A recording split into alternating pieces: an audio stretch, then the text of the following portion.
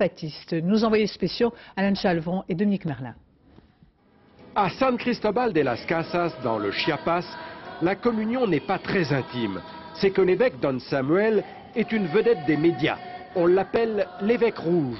On le soupçonne d'être derrière tous les problèmes de la région et en particulier derrière le sous-commandant Marcos, le fameux guérillero cagoulé qui en 1994, pipe au bec, a ouvert dans le Chiapas une guérilla armée, elle aussi fortement médiatisée. Soupçon sans doute excessif pour l'évêque, mais pas tout à fait faux. Lorsque le soulèvement a eu lieu, il était assez fâché, il était mécontent, et il a dit, en parlant du fameux sous-commandant Marcos, là, le cagoulé, il a dit, ce type est monté sur le cheval que nous avions scellé.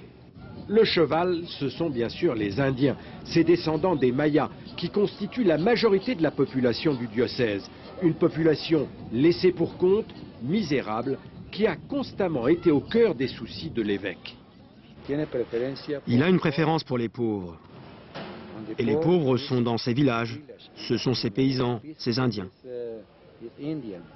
Comme le sous-commandant Marcos a lui aussi pour base les Indiens, il est vrai que l'évêque et le guérillero ont fait un bout de chemin ensemble.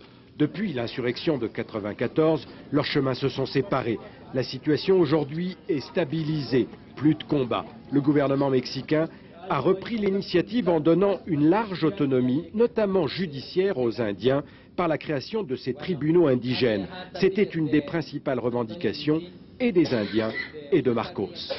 Nous ne croyons pas à une solution militaire. Nous croyons à une sortie politique et nous avons de la patience. Patience jusqu'à ce que le sous-commandant Marcos ne soit définitivement qu'une marchandise artisanale vendue sur les marchés de San Cristobal. Au Congo, après la mort d'un soldat français tué